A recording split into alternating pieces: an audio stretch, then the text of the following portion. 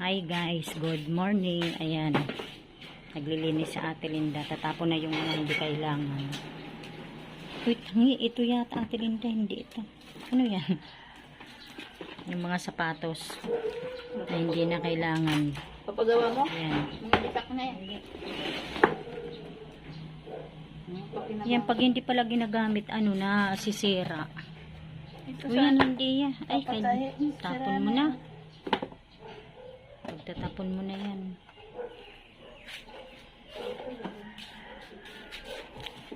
Maaraw na ngayon, oh. Grabe ang init.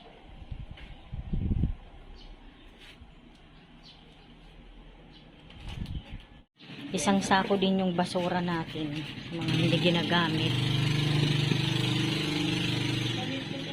Lagay mo dyan muna.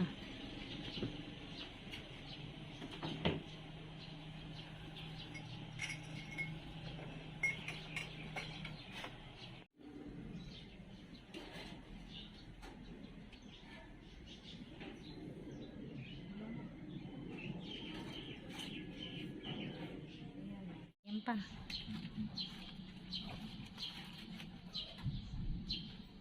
Nakarami ka ngayon, ah.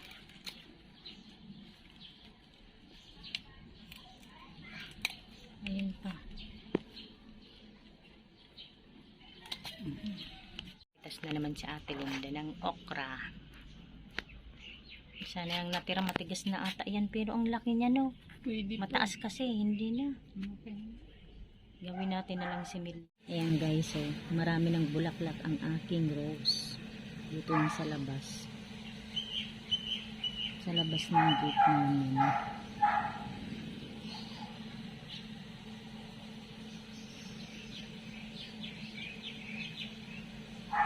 Buti wala nang ulan ngayon, no Ate Linda? Pinutulan mo tong papaya. Oh, ayan no Ate Linda, parang may bunga. Ayan ba yung bulaklak pala, oh, may bulaklak na guys. Oo, yung papaya dito. Nagtanim din ako pala na kamuting kahoy, ayan oh. Umuusbong na may dahon na. Kasi yung mga una kong tinanim, ito na oh. Ayan. Pag marami na yung dahon, kukunin ko. Magugulay tayo, di ba Ate Linda? Ito yung mga ano naman Ate Linda, oh. Gabi, may mga dahon na naman. Mga ilang araw ko na natin. Ang sapatos ni Ate Linda, oh. Tuklap na. Pwede ba yan? Dapat ano dyan, hindi ganyan. Pwede to. Anong tawag dun? Glute. Rugby. Pag may rugby, lagyan mo. Oh, pag di sinusuot. Oo.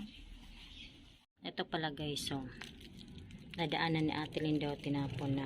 Kinuha niya snake plant. Ayan, ang itatanim. Hanggang dito na lamang. Maraming salamat po sa inyong lahat sa panonood sa aming channel. God bless everyone. Bye.